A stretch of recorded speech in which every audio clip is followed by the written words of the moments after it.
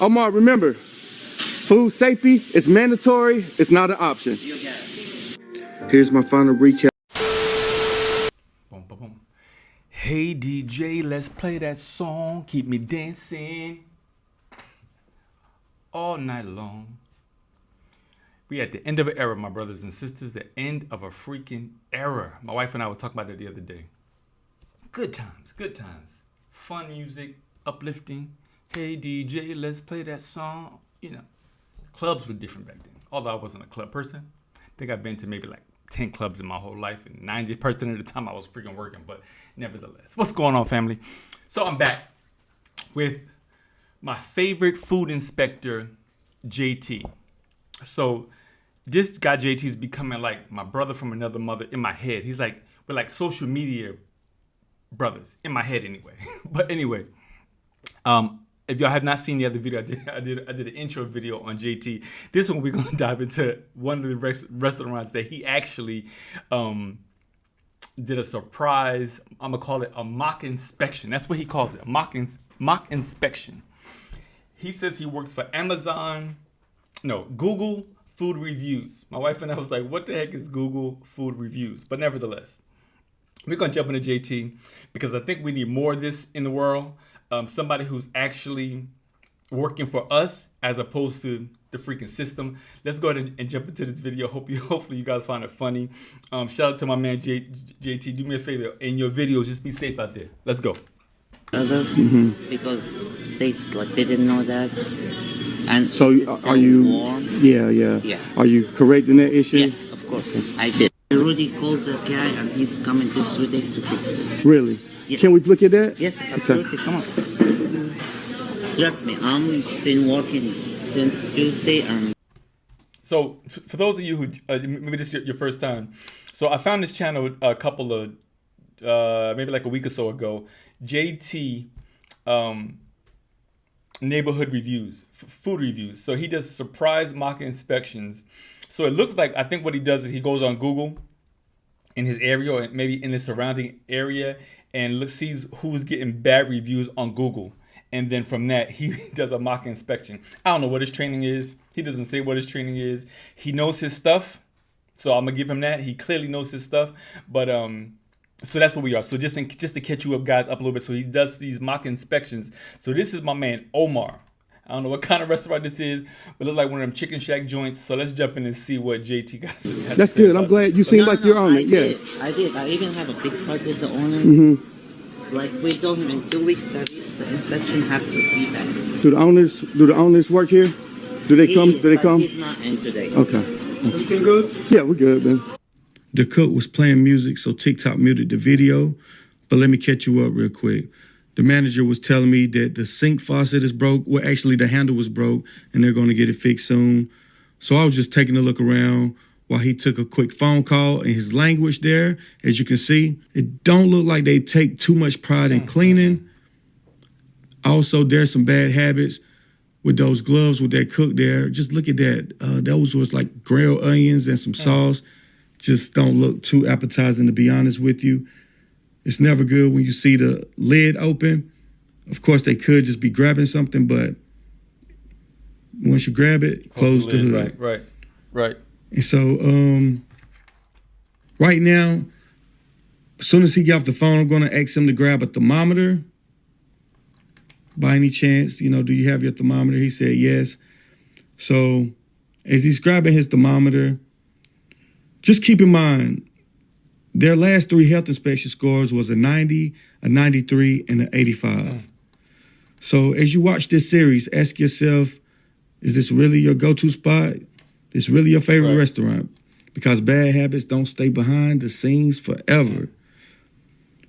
So just think about what you're putting in your body. It's real important. All right, if you can, this is just standing open. When you're not using it, it should be down. Could you just tell? Yeah. You know what it should be under? Under 41. Under 41, thank you. So right now, look. You're getting about 52. Yes. All right. So what you need to do is you got to close it. Yes, because trying to keep this one. Yep. And what is this? What is this right here? It's already cooked. It's already cooked. Yeah. Okay, so how long can you keep this out here? Do you know how long you can keep this out here? Just like for 2 hours. 2 hours. Yes. Okay. After the 2 hours, we like reheat it. Okay. And you here you go. So I have it. I put like hand sanitizer. No, here you go. That was raw meat. Yeah. Hand sanitizer on it. See, that's what I'm talking about right there. My man is supposed to be checking the, measuring. Taking the temperature of the meat, and he gonna clean it with some hand sanitizer. JT like, nah, you got to change that. Like no, it's funny because we the entire world eats at restaurants all the daggone time, and we never really see the behind the scenes. Throughout the years, my wife and I have been very picky about where we eat.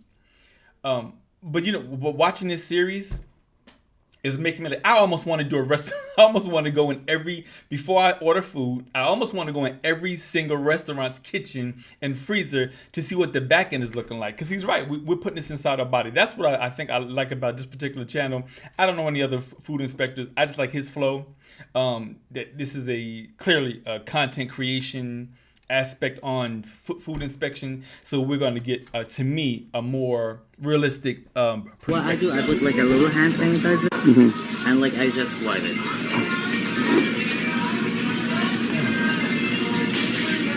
That's really in the danger zone. Like too hot? Way too hot. Way too cold. Oh, way too cold. Yeah, there should be at least this is what, chicken? Yes. Okay, but if it's holding hot, it should be 135. But when it's cooked, it should be 165. Yes, well, that's right. But this is really in the danger zone, so you got to get some type of heat on this because you can't.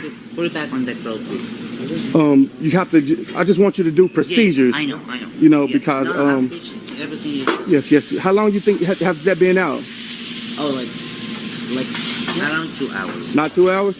Okay. Yeah. All right. Yeah. Just reheat it back to 165. You're good. Okay. Put it back to the grill. Yeah.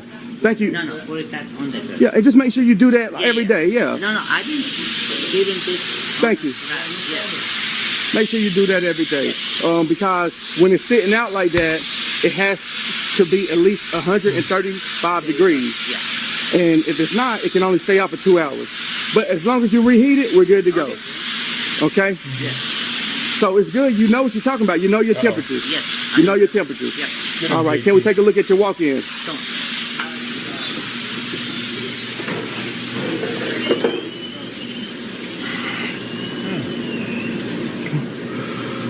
Okay, so this is no good. Do you know the proper way to thaw? No. Okay, it's under cold water. Okay, 70 degrees and under. It has to be running water. It can't just sit in there. So just have somebody. Yeah. Thank you so much. Take the fish outside. Yeah. So basically, just keep it running.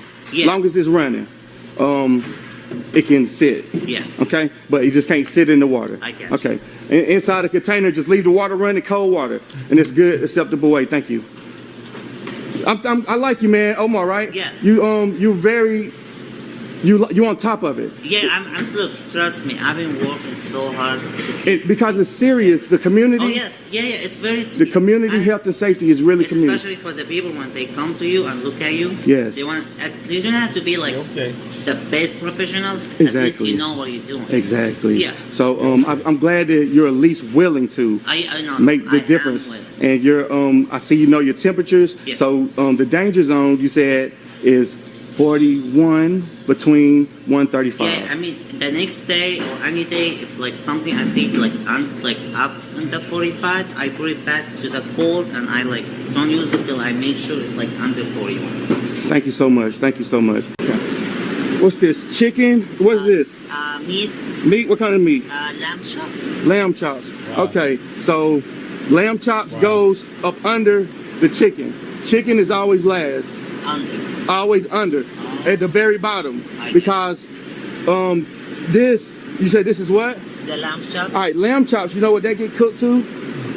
The proper temperature? It needs to be 155. Yeah. Poultry is 165.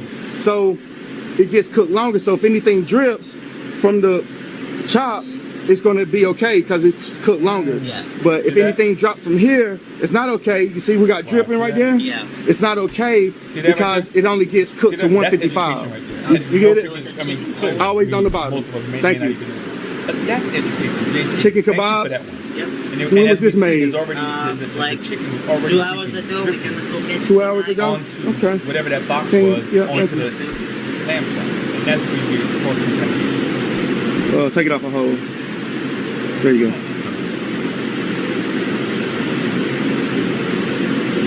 So we just did it. Yes. Okay, yeah, it's cooling down. It's cooling down. All right. Biggest thing, just make sure everybody is put in dates. I'm not seeing dates on any of this stuff. This one I told them to put it because I'm gonna use I'm gonna use it. Are you gonna use it today? Okay, Yes. okay. But always, even if you're gonna use it today, we don't know that. Yes. So just that's make right. sure you have a date. Yeah. And dated. This is chickpeas? Chickpeas, yeah. Chickpeas? Okay, hold on. Did you wipe it off? Yeah, I did. Because you cross-contaminated. No, I didn't. No, you got to get a new one. Oh, I got you. Yeah.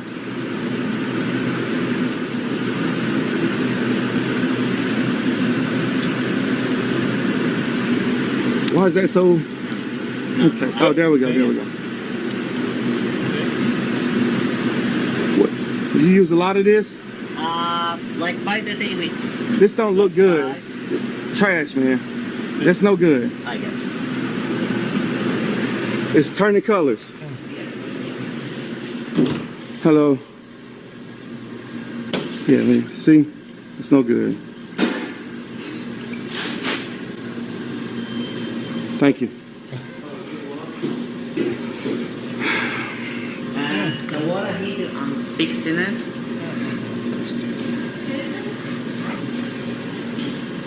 Fry freezer. What's your fry freezer? Your fry freezer. Oh, the one on the side. Over here? Yes. He said this one is cannot be in the restaurant. This one. Oh, no, yeah. This is not for restaurant. Yeah. Like how you see, I start like taking the stuff out. Okay. Like by the end of the Yeah. day. You don't have much. You don't have much in here. Just, you know, Yeah. you don't, it's not much. You can fit it somewhere. You don't have another freezer? No, we do. I'm, Okay. I'm ordering one. Okay. Because he said this one cannot be, No, so no. I just go ahead. It's if it's a repeat customer that keeps doing the same thing and complaining, then you put that customer on the list. Yeah. And you know that this customer. Thank you, man. so much. Yes, sir. I want to offer you something to train your beef. Oh, no, I'm I okay. know you guys now. Yes. I'm not eating Uh, some. Yes. Thank- Okay. Thank you so much. Thank you. All righty. Hey, Omar, remember, food safety is mandatory. It's not an Amen. option. You got it. Here's my final recap on Nazareth Bread Company and Restaurant. I will not be eating there, and here's why. Bad food safety habits don't change overnight. True. It takes time, training, and leadership from the top down. I do feel like Omar, the manager, genuinely learned something and appreciated me being there, and the staff seemed to be learning too. Hopefully they continue those practices every single day, but for now, I saw too many red flags, especially at the most critical point when your food is ready to eat, so I will not be eating here, and I don't recommend you do either. But always remember, food safety is mandatory. It's not an option. Food safety is mandatory. Is not an option. Shout out to JT, Dirty Restaurant Audits. Love that channel. I love the fact that he's given us an insight into the restaurant. First of all, let me say this. Shout out to all the restaurant owners, all the food truck owners who put the work in to provide healthy food, that take their time, that love their craft, that's not all about the money and don't take shortcuts. I salute you. I know, to me, one of the businesses that my wife and I always talk about that we would never, ever want to be in out of all the businesses that we have owned or the things we've done throughout our lifetime. And being a restaurant owner is freaking at the top of the list. Being a chef, being a cook, I'm good. I don't want to deal with food and the public in no way, shape, or form. I'm good being a participant. But JT got me on this thing now where I'm like, I want to see the behind the scenes of the people who are cooking my food. First of all, every once in a while we'll go to a chicken shack. Every once in a while we kind of cut out 80% of fast food. Every once in a while we'll do it. My wife cooks damn near every day. And then even when we do go out to eat, we try to choose a reputable restaurant. We don't do a bunch of chain restaurants. We don't do the Red Lobsters and the freaking Joe's Crab Shacks, and we don't do all them kind of things no more. And like I said in the last video, I damn sure am not gonna go to a buffet. There's no way in the world. I don't do buffets in no way, shape, or form. It's too many people with bad habits, sneezing and coughing and going up and putting their whatever is on their body across all the food. I'm not ever gonna do that. Cook it and bring that plate right to me. As a matter of fact, my wife and I, we went out to, we need to do a summer food review because we eat out enough to do a food review. But we went to a restaurant.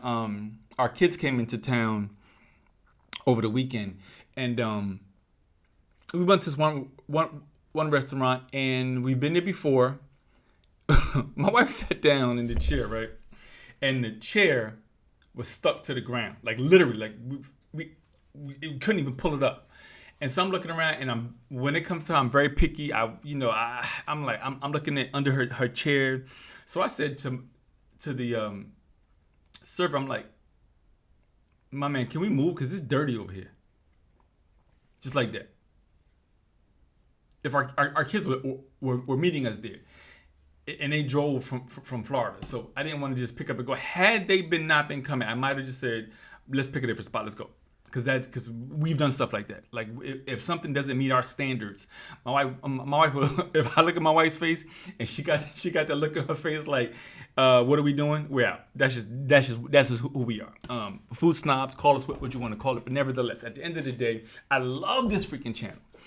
I love the fact that he's giving us a realistic perspective of what goes on behind the kitchen, because at the end of the day, y'all know as well as I know, half of these restaurants out here are just about the money. They don't care about food safety. They don't care about how long something's been sitting out, how long it's been in the freezer. And then, they put it on the grill, heat it up, put some sauce on top of it, and then they serve us. And then a couple of days later, we ain't feeling well. I've actually gotten food poisoning before in my lifetime. And it took me out for like 2 weeks where I was just drinking water.